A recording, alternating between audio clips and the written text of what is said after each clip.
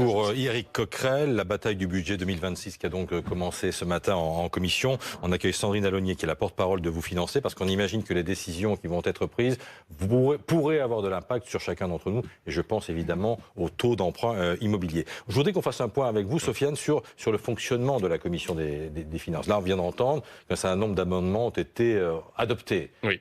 Ils vont être discutés ensuite, on est d'accord? Oui, en fait, c'est un travail de débroussaillage, si on peut le dire. En fait, il y a 1500 amendements qui ont été déposés. Alors, ça paraît beaucoup en 3 jours. On se dit, mais comment est-ce qu'ils peuvent faire ça?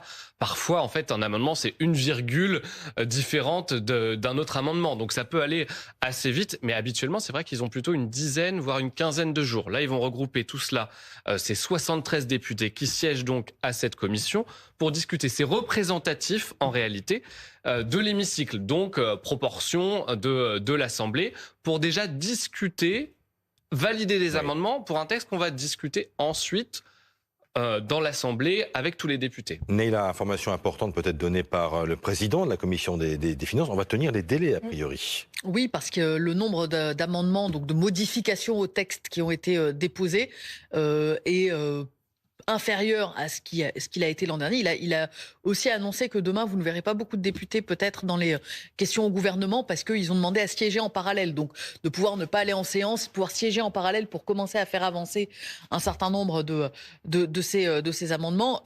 Il avait lancé un appel à tous les groupes, Éric Coquerel, en disant « S'il vous plaît, modérez-vous, on ne fait pas d'obstruction, on ne surécrit pas, on ne sature pas le travail de la commission. » Parce que l'idée, c'est de pouvoir aller au vote à la fin, et donc d'avoir eu le temps de tout examiner dans ce délai contraint pour l'Assemblée nationale. Alors, discussion qui commence dans un contexte très très difficile, contexte de restrictions, évidemment, de disette budgétaire. On sait que la France a été une nouvelle fois dégradée par une autre agence de notation vendredi soir à l'agence S&P. Sandrine Alonier, est-ce que à la fois le contexte et à la fois la dégradation de la France pèse sur le niveau des taux d'emprunt immobilier?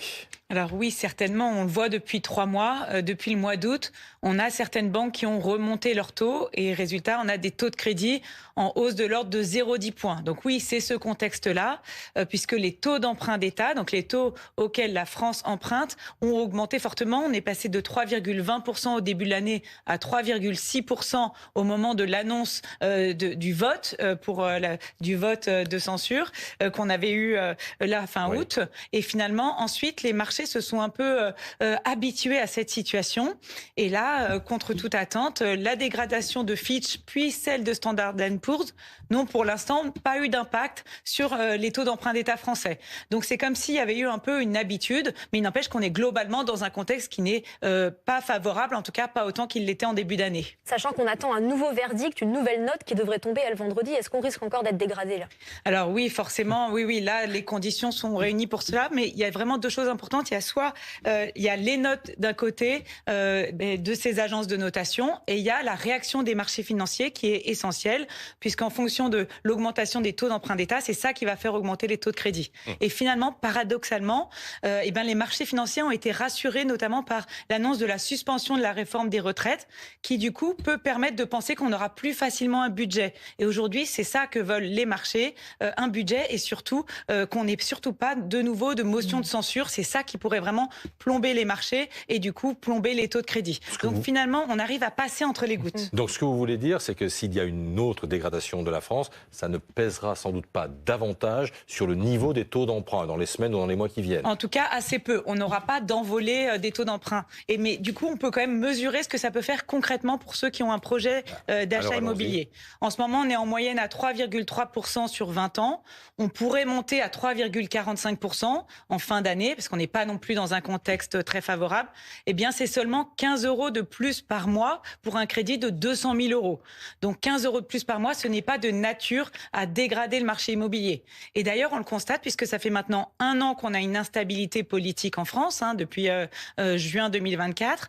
Et bien pour autant, le marché immobilier a repris des couleurs, a augmenté de 10%, la production de crédit a augmenté de 40%. Donc c'est comme si finalement les gens qui veulent acheter plutôt que louer, le font malgré tout. Il y a d'un côté tout ce qui se passe en politique et qui est certes problématique, et il y a d'un autre côté les Français qui avancent dans leur projet d'achat immobilier, et tant mieux. Je voudrais qu'on revienne sur le travail de la commission des finances, Neila.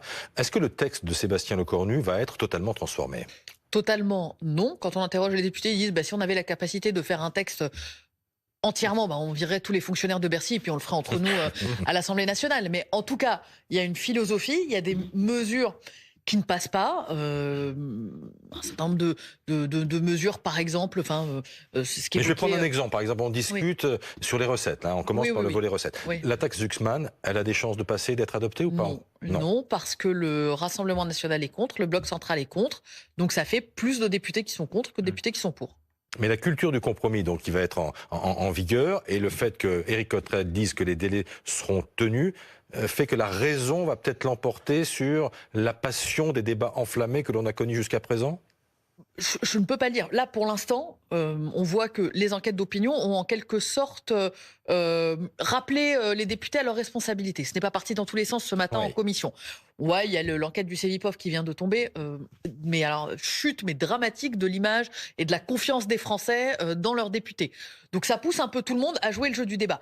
Ensuite, il peut y avoir des points très urticants, mais au moment des séances publiques, puis accessoirement au moment des séances publiques, les vidéos tournent beaucoup plus sur les réseaux sociaux que les travaux en commission. Il y a des caméras. Donc c'est là qu'on a envie peut-être d'un peu plus aussi aller au combat.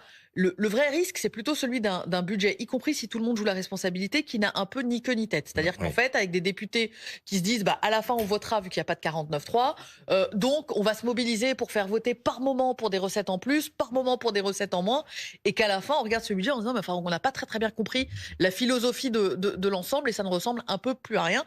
Et c'est ça aussi qui peut faire bouger les budgets, si on a le sentiment que c'est un budget qui n'a aucun sens et qu'économiquement il peut avoir des effets délétères. Encore une fois, dans mon souci de partager la pédagogie parlementaire, le travail en commission va durer combien de temps avant que le texte ou les textes arrivent en séance? Alors, pour ce projet de loi de finances pour le volet recettes, mercredi soir, c'est terminé. Mais ça va travailler jour et nuit ou bien? Pas loin, en tout cas. Il va falloir pour étudier ces amendements. Et puis après, il sera envoyé à l'Assemblée nationale directement. Le vendredi, il sera discuté dès vendredi. Le point important, c'est le texte dont on parle beaucoup, c'est le projet de loi de finances de la sécurité sociale, le fameux PLFSS, dans lequel il y a sans doute la sécurité, la réforme des retraites, cette suspension-là. Ça, ce texte, il arrive jeudi en commission des finances. Et là, ce sera peut-être une autre ambiance. Parce que, y compris dans le bloc central, tous les députés ne sont pas d'accord avec cette suspension. Donc ça peut tendre les rapports. Et surtout, ce PLFSS, il doit être discuté en seulement 50 jours contre 70. Donc il va falloir aller très très vite sur ce texte-là. Ça peut être le point de blocage, le financement de la sécurité sociale. Peut-être pour bien comprendre la philosophie, le projet de loi de finances, c'est les dépenses, les recettes de l'État. Donc c'est les impôts, c'est le nombre de fonctionnaires, etc. Le projet de loi de financement de la sécurité sociale, c'est tous les comptes sociaux, les retraites, l'assurance maladie. De fait, le travail, quand on discutait il y a quelques mois de la suppression des 2 jours fériés, c'est le projet de loi de financement de la sécurité sociale. L'an dernier, quand Michel Barnier tombe, c'est sur le projet de loi de financement de la sécurité sociale. Parce qu'on touche au pacte que tous les Français ont contracté d'une certaine façon. Je paye des impôts, j'ai des prélèvements sociaux, j'ai des droits en face. Dès qu'on touche à vos prélèvements, dès qu'on touche à vos droits sociaux, c'est là que ça devient plus animé dans les débats politiques. Et dedans, il y a les prestations sociales, le gel des prestations sociales, notamment le doublement des franchises médicales. Dans ce texte-là, compliqué d'avoir une majorité qui vote ces mesures dans l'Assemblée. Un dernier mot avec vous, Sandrine Alonier. On a parlé de la pression sur les taux tendanciels.